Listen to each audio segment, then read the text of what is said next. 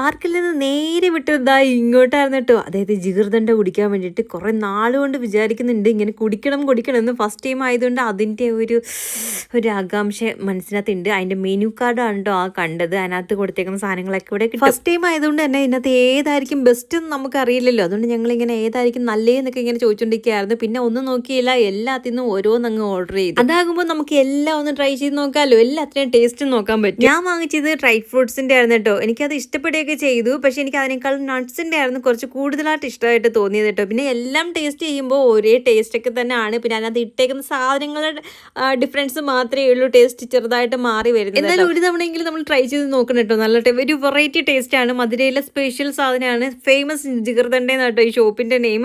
അങ്ങനെ ഞങ്ങൾ എല്ലാവരും കൂടെ ഇതാ ഓരോന്ന് മാറി തിരിഞ്ഞു എല്ലാം കുടിച്ചു. അമ്മമാർക്കൊക്കെ നല്ല ഇഷ്ടപ്പെട്ടിട്ടുണ്ടായിരുന്നു. ഋതുട്ടിന് ഈ സമയത്തൊക്കെ നല്ല ഉറക്കമാണ്. അതുകൊണ്ട് അവൾ ടേസ്റ്റ് ചെയ്ത് നോക്കിയില്ല.